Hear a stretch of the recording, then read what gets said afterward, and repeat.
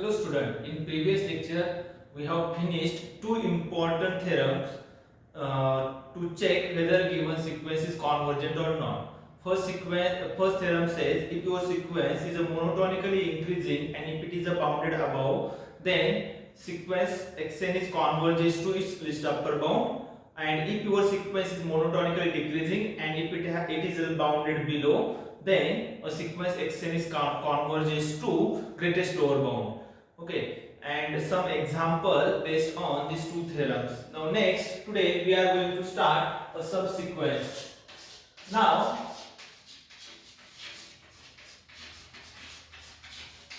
before writing a definition of subsequence, I would like to take an example on how to find a subsequence, or when we said x dash is a subsequence of sequence x. Suppose, consider an example. Suppose x is equal to, suppose xn is equal to 1 by n. Consider sequence xn is equal to 1 by n. Then if you write a few terms of this sequence, then it is 1, 1 by 2, 1 by 3, 1 by 4 and 1 by 5 and so on. Okay, that is, this is the first term of your sequence x1, this is second term of the sequence x2, this is third term of the sequence x3, this is fourth term and fifth term. Now let nk be any strictly increasing sequence of natural number. So all of we know that what is the natural number set. It start from 1, 2, 3 up to infinity. So if you take any strictly increasing sequence of natural number, for example, I am taking here 2, 4, 6, 8 and so on. This is a sequence of even numbers. So then xnk that is x2, x4, x6, x8 and so on is called a subsequence of the sequence xn. That is, what is the term corresponding to x2? It is 1 by 2, 1 by 4, 1 by 6, 1 by 8 is called a subsequence of the sequence xn. Okay, means what? From the original sequence, if you delete some terms, then it is called a subsequence. But what is the condition?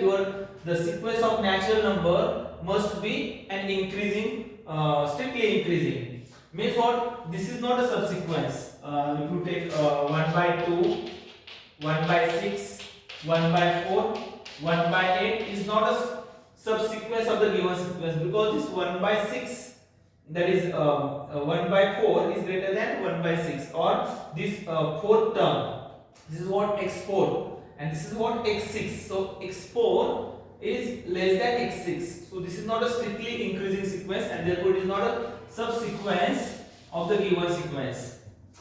Take next example. Suppose we change the sequence of natural numbers. Suppose we change here nk is equal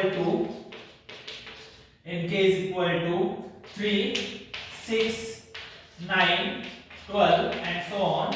Then xnk is equal to x3, x6, x9 and so on is called a subsequence of the given sequence xn. Now what is the term corresponding to x3? It is 1 by 3, 1 by 6, 1 by 9 and so on. So this is what? A subsequence of the given sequence. Next you can form infinitely many subsequences for the given sequence. Okay, so you can take nk is equal to what? 2, 4, 8, 16, 32 and so on. So this is an increasing sequence of natural number 2 raised to n.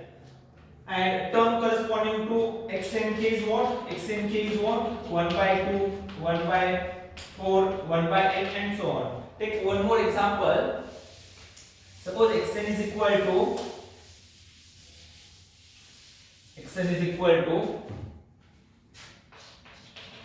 1 upon n plus 1.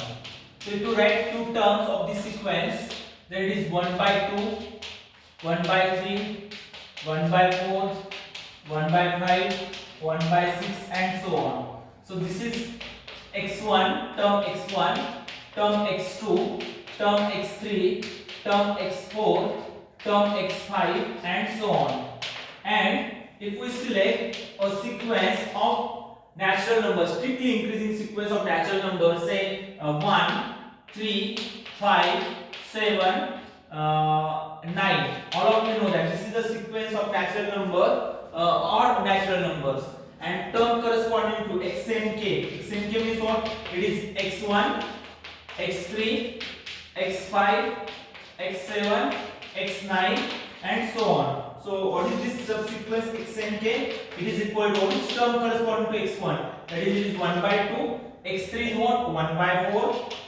x5 is what? 1 by 6. x7 is what? 1 by 8. Is called a subsequence for the given sequence. So hope you understand from this example how to find a subsequence. That is, we are deleting some term of the sequence. So what is the definition of subsequence? A, let xn, x is equal to xn, let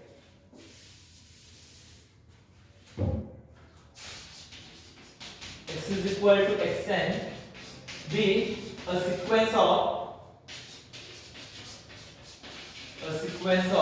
real numbers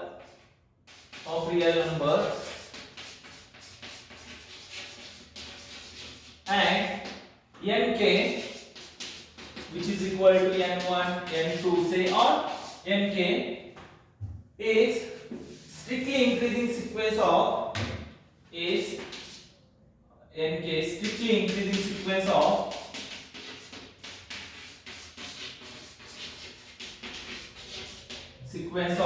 natural number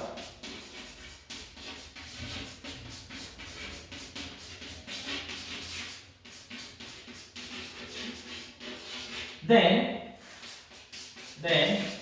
x dash, which is equal to x and k, is called subsequence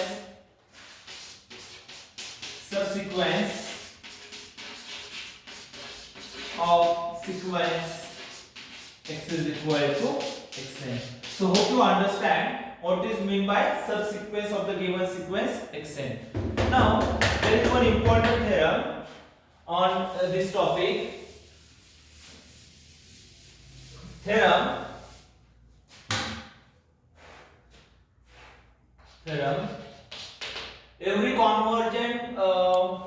every subsequence of convergent sequence is convergent. Every subsequence of convergent sequence is convergent.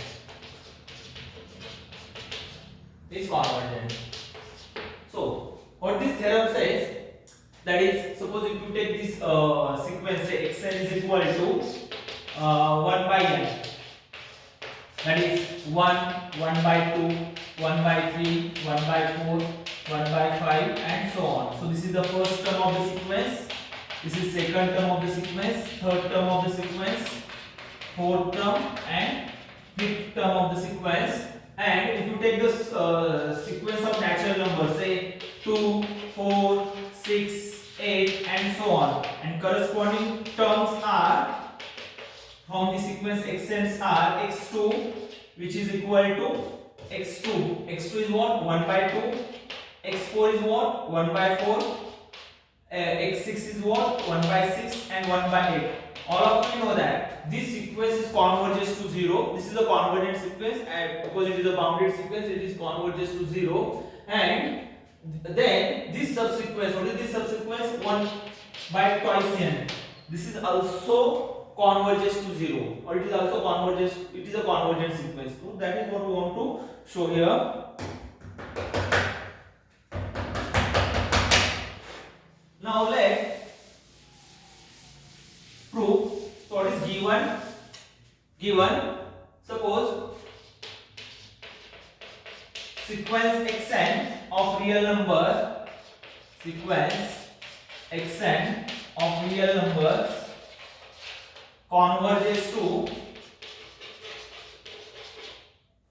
converges to L, this implies limit n tends to infinity xn is equal to L. But what is the definition of limit of sequence?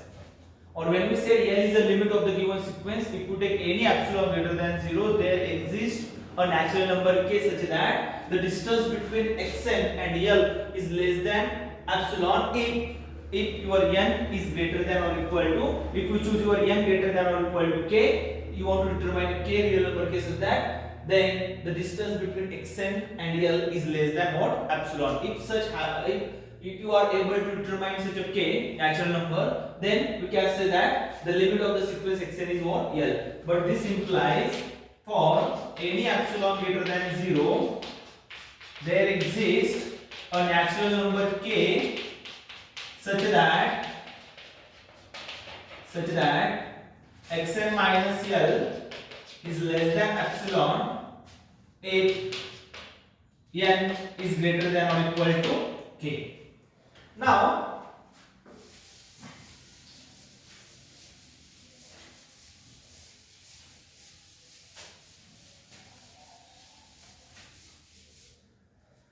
if we select for k greater than or n greater than what you can say.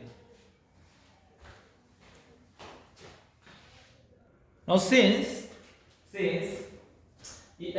n1 greater than n1 less than n2 less than n3 less than nk be a strictly increasing sequence of natural number, and therefore if we select any k which is greater than this k, then this nk is also greater than or equal to k. Nk is also greater than or equal to k. For example, if we select xn is equal to 1 by n and epsilon is equal to 0.1, then what is our k? If you see my previous video, then k is what? 10. That is xn 1 by n minus 0 is less than 0.1 if our n is greater than or equal to what? 10. Greater than 10, then this statement is true. That is, if you choose n equal to 11, 12, 13, 14, for all these terms which are greater than 10, then this statement is what? True. Okay, means for how many terms we have skipped? 10 terms we have skipped. So now suppose if we select the subsequence of even number, then we are selecting a even number which are greater than 10. That is, next number is what? 12, then 14, then 15, then the distance between 1 upon twice n minus 0 is less than 0.1. If we select the same, that is our nk is greater than is what? Nk greater than or equal to what? 10.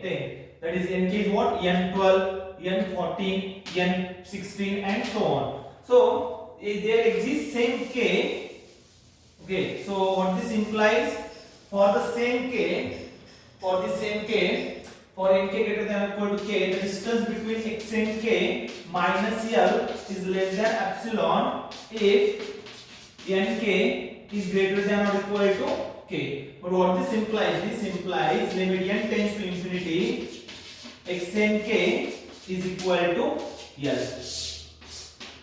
Okay. So if your sequence xn is converges to L, means what? Your subsequence is also converges to L. What is the contrapositive of this statement? If your subsequence has a two distinct limit, then your sequence is what? Divergent sequence. So this is the what? Divergence criteria for the sequence. So there is one more criteria. By using that, you can prove that the given sequence is divergent by using the previous theorem. That is, if the sequence has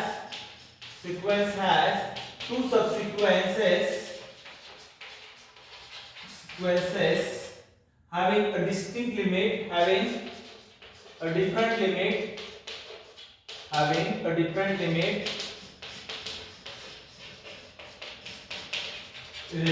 then original sequence xn is divergent. All of you know that. There is one more criteria for divergence. If the given sequence is unbounded, that is, for example, xn is equal to n. This sequence is unbounded and therefore it is a divergent sequence. If we take one more example, n square this is also a divergent sequence because it is an unbounded sequence. If you take minus n square or minus n, it is also a divergent sequence because it is unbounded sequence. So similarly, this is one more criteria for divergence. If the given sequence has two subsequence converging to two distinct limits, then you can say that the given sequence is what? Divergent. For example, if you take xn is equal to minus 1 raised to n, then this sequence is what? Minus 1 1 minus 1 1 minus 1 1 minus 1 1 and so on. So this is the first term of the sequence x1, this is the second term of the sequence, third term of the sequence, fourth term of the sequence and so on. So this xn is equal to 1 if your n is even and equal to minus 1 if n is odd, and therefore the subsequence x dash of even number, okay, x twice n, okay, x twice n, that is x2 x4 is converges to 1, this subsequence, and for odd number x dash is equal to x twice n minus 1, that is x1 x3, they are converging to what? Minus 1. So this sequence has two subsequences converging to two distinct limits. Okay, this sequence is converges to 1, this sequence is converges, this subsequence is converges to 1, this subsequence is converges to minus 1, and therefore this sequence has two subsequences converging to two distinct limits, and therefore it is what? Divergent sequence. Now take one more example.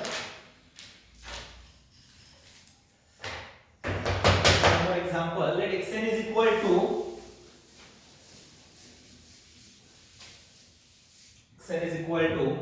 1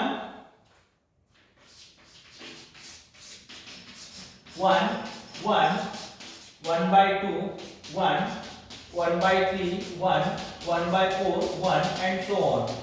So if we select an odd terms from this sequence, if we select odd term, that is this is x1 x3 x5 x6 7, if you select the odd terms from this sequence, then subsequence x dash, which is equal to 1 1 by 2 1 by 3 1 by 4 1 by 5, this subsequence is converges to 0.